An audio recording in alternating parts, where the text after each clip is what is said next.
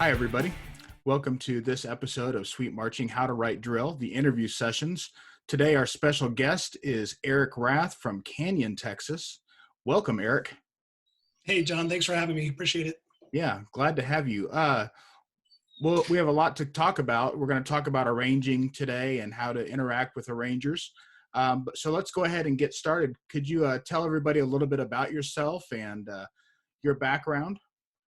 Sure. Yeah, you mentioned in Canyon, Texas. I'm the junior high band director. I teach all of the percussion activities for our high school cluster and then assist with the high school marching band. And that has included doing the wind arrangements, the front ensemble arrangements, and having a pretty big role in the overall thematic design and kind of helping be a sounding board and be somebody who can help coalesce ideas. And then I also do arranging for other groups. And yeah, I think that's why you and I are talking is Yeah. you and I have collaborated a few times. Yeah, and Canyon has proved to be pretty successful. Canyon High School's marching band has done pretty well in the past few years, including appearances at the state marching contest.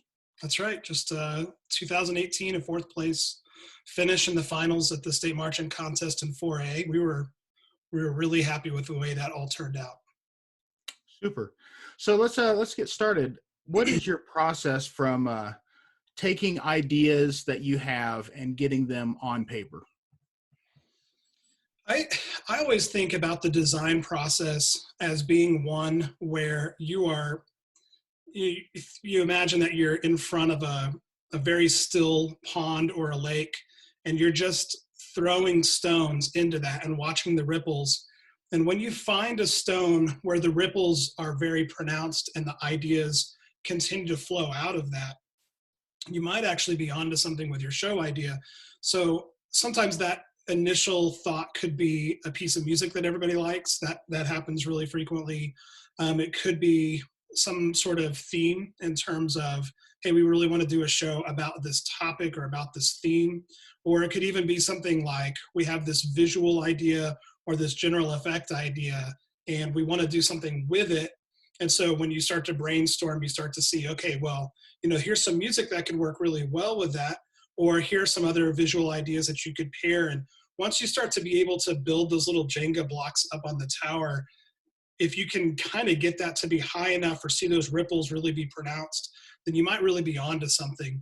And when it comes to the arranger, you want to have a really strong idea of musically what direction you might want to go. Otherwise, it might be a little bit too early to get into that conversation with your arranger. So that's usually where I come in. Is the team that I'm writing for has some pretty strong thoughts, and they may need some additional assistance, or they may just have it wrapped up in a bow and say, this is what we're doing. Now, please put it on paper. I've heard a lot of people talk and say, you have to have the idea of a theme first, or you have to have the idea of the music first. I like that you have the ripple idea where you can build off of one piece or another and see where it takes you. Yeah, thinking about two of the collaborations that you and I did both at Canyon, when our first, well, actually, I think it was the year before we brought you on, we built a show that eventually was a winter show, but we didn't know that that's the direction we were going to go. I just really had fallen in love with Carter Pan's piece Slalom. And I thought, okay, we got to march this. This thing is great. And so that ended up being the closer. And it ended up kind of informing our decisions moving back thematically about what we could do. And then it just sort of became, well, obviously Slalom is about skiing. So what if we did something that was all snow? And then one of the collaborations that we did at Canyon, that Opus show, which is the one that did so well at State Marching Contest, was really just a matter of how do we take our students' strengths, especially like musically, and how do we just maximize that? So, I mean, we know our kids are awesome players, but how do we communicate that through a marching show? So we just started to find some things that we liked and some things that helped us be able to push that goal further down the road. And before we knew it, we had a show that was 4 classical music pieces that worked really well to highlight the students that we wanted. And it also, I think, was strong enough design-wise musically that visually, I think you're able to, I mean, I won't speak for you, John, but visually, I think it was the sort of thing you could walk in and be like, yeah, the direction's really clear. Right. So I'm not having to kind of also build this with you. I can just come alongside you and design, or at least that was my impression of how that went. Oh, I think that that was exactly right. And well, let's kind of skip ahead a little bit on that. When you're arranging music, do you think about design? Do you think about visual and how that plays out? I do and I don't. I was thinking, where does the music fit in all of this? And working with a lot of different collaborators and then visiting with drill writers, one of the things that I keep thinking of is the musical arrangement really becomes the spinal column of the production. So you can have all these great visual ideas, but they have to be synced up to counts. And those counts have to be represented in the music score. So do I think about the visual? Um, Often I do, but not usually do I think about it specifically. A lot of times what I try to do is orchestrate so that I can make a new best friend with a drill writer. And what I mean is, can I vary the orchestration enough and move things around so it's not just full band all the time, so that it allows the drill writer to say, okay, he only has woodwinds playing here. Maybe it would be best if they were staged standing still or doing body work, and I can move everybody else. So hoping to communicate that in the music score, that's what I want the drill writer to see is, okay, this guy has given me some options.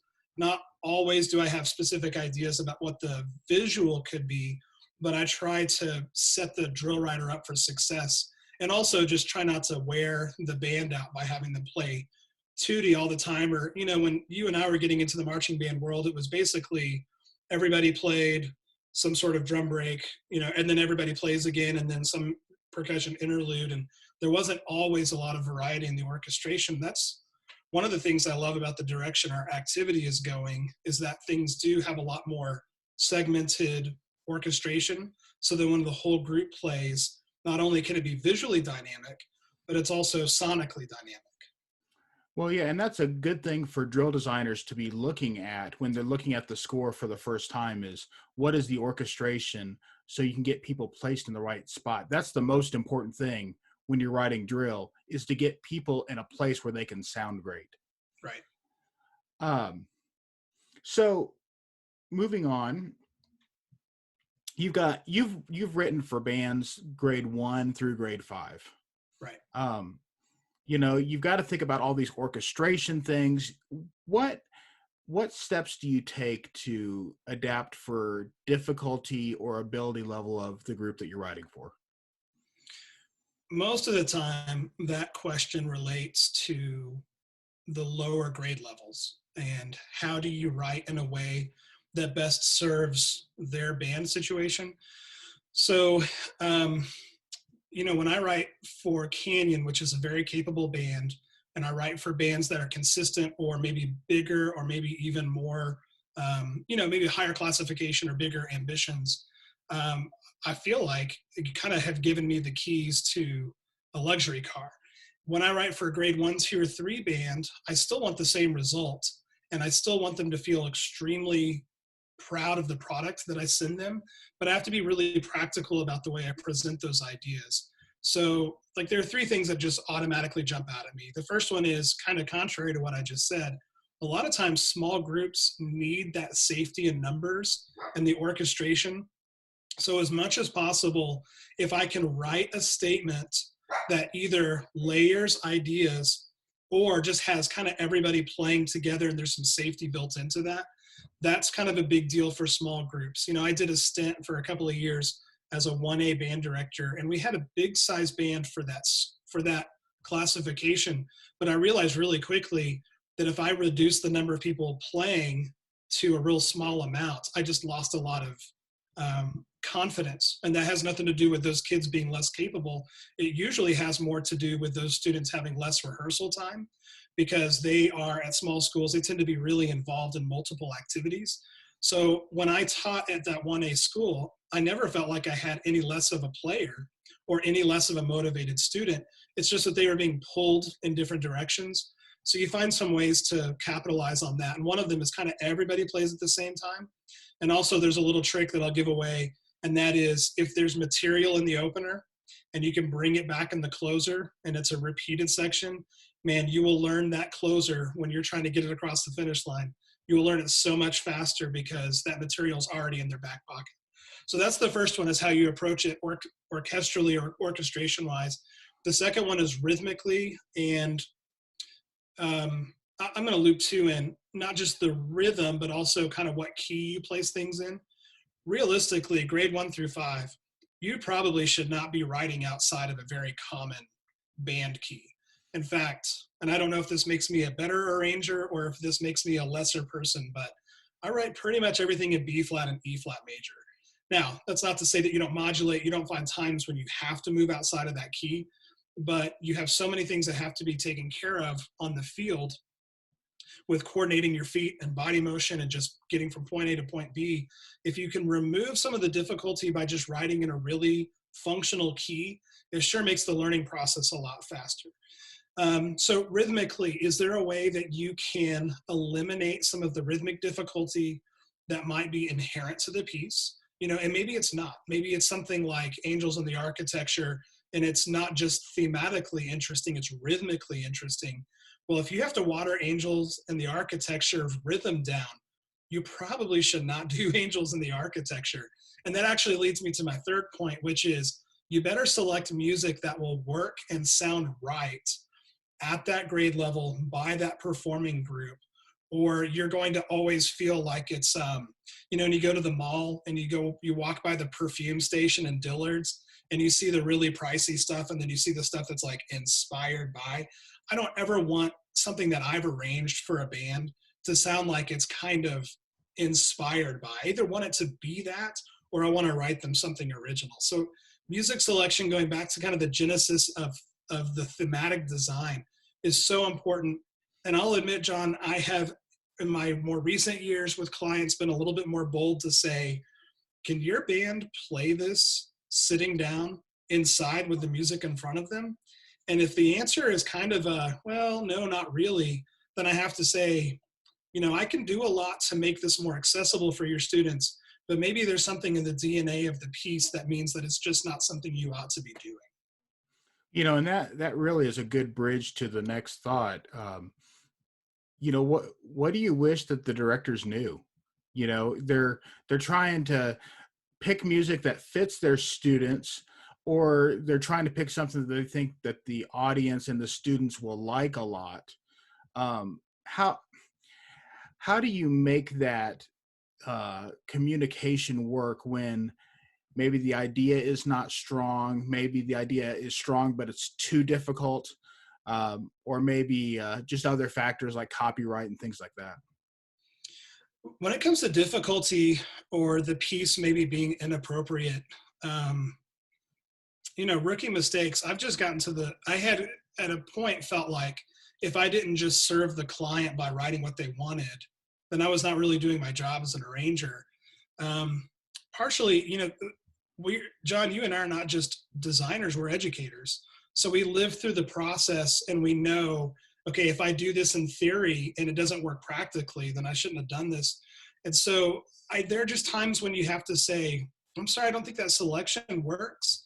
And I've lost clients, or I wouldn't say like current clients, but I've had people who've reached out and said, hey, I'd really like to do this, or I'd really like to talk to you about it. And I'll just say, I'm not sure that's in the best interest of your students. And then I get ghosted and I never hear back from them again.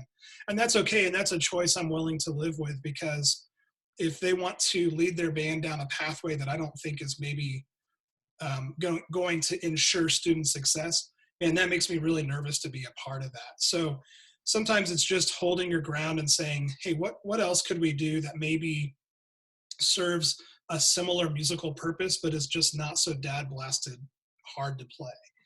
And sometimes, you know, you're talking about having your crowd considered into this and entertaining your crowd.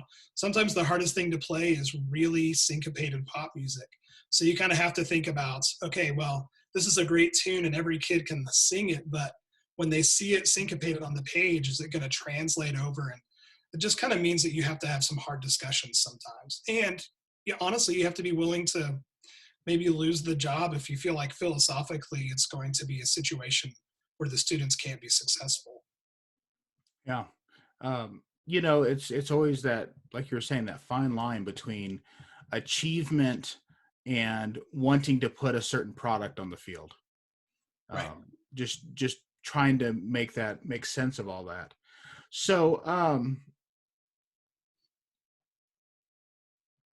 looking at the questions right now, making sure that we talked about everything. Well, while you're looking, I just want to drop one more thing in, and that is, I love drum corps. I am grieving like every other drum corps fan that we're not going to have a season this summer.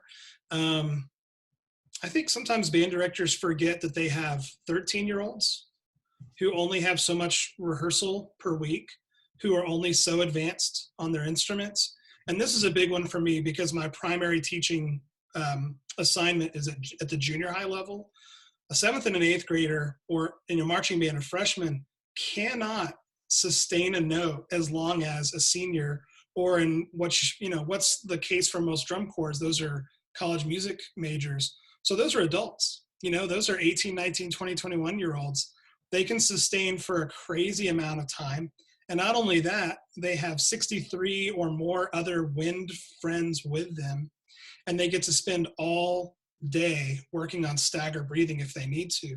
So you have to be really clear that if somebody is bringing to you these really strong DCI top 12 drum corps show ideas, you have to be willing to say, I don't know if that's the best fit for you, simply because you don't have the time. Your players are not developed to the point where you could cut weak players, and you're dealing with high school mortal children and not necessarily college age students who appear to be, immortal.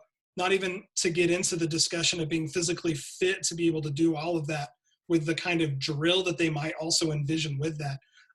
We've seen that, right, at a lot of contests where a band has bitten way, way too much off. And it makes you wonder, did they not have an arranger say, wait a second, don't do this? Or a drill writer who was just collecting a check said, okay, fine, I'll write it. I feel like your job as a designer is to be a collaborator, not just somebody that you hire this out as a freelancer. So that helps, I think, if you're willing to trust the person you've hired to allow them to bring feedback and say, I think this idea might not be in your best interest, and here's why. Because if you're the head director at a school and you have all of these ideas, if you're not willing to listen to others' opinion about what you can and cannot do, and maybe what are some questions you have not considered, you may not really be considering your students' success as well. It might be too ego driven, and sadly in our profession that does happen from time to time. Well, I'm really glad you brought that up, because this kind of brings us to our last segment of questions of, what do you wish people knew?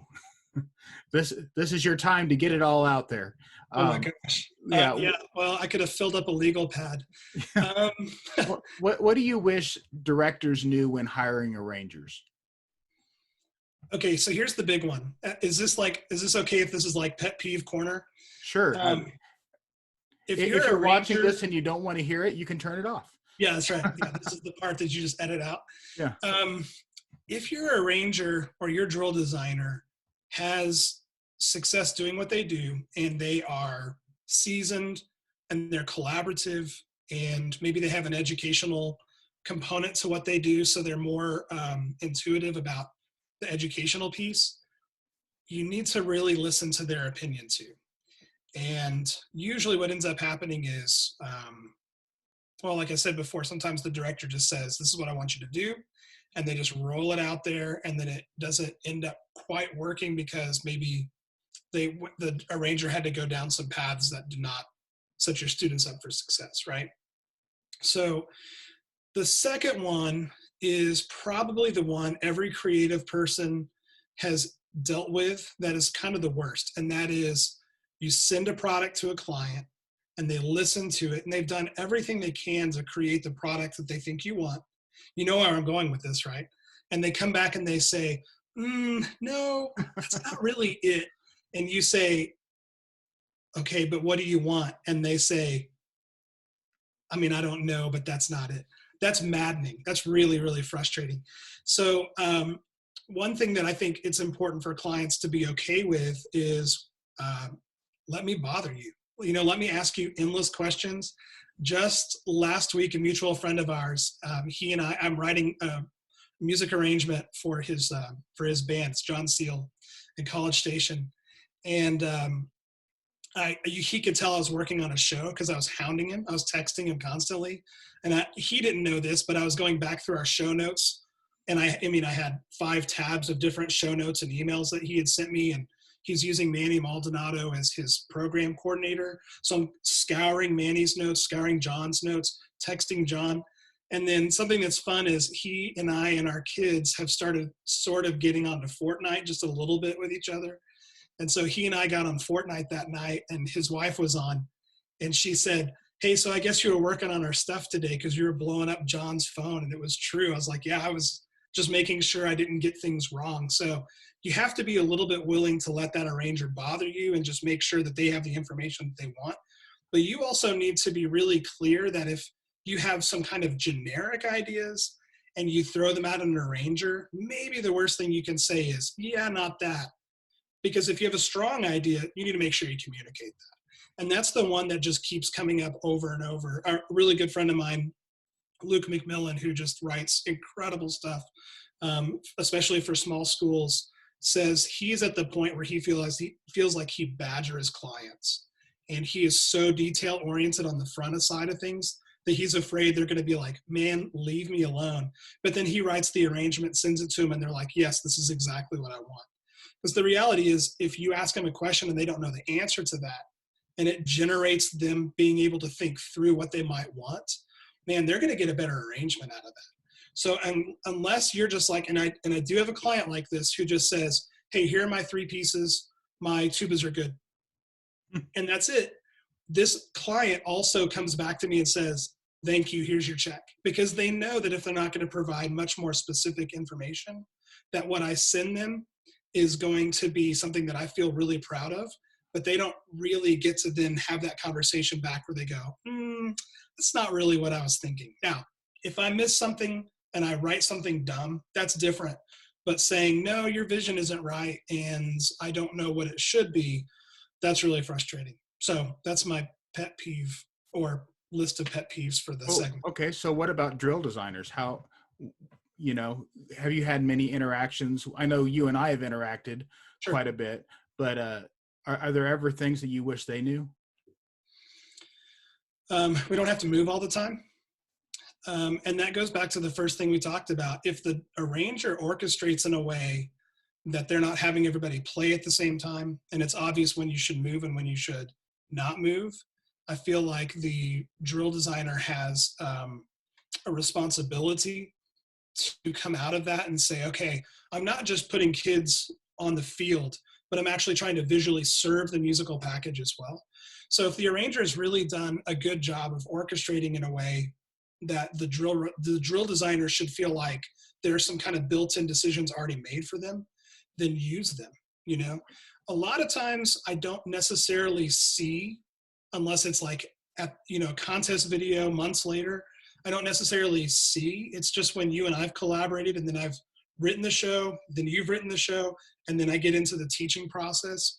But yeah, I think the main thing is like, we don't have to move all the time. I'm thinking to a client that I wrote for last year who will remain nameless.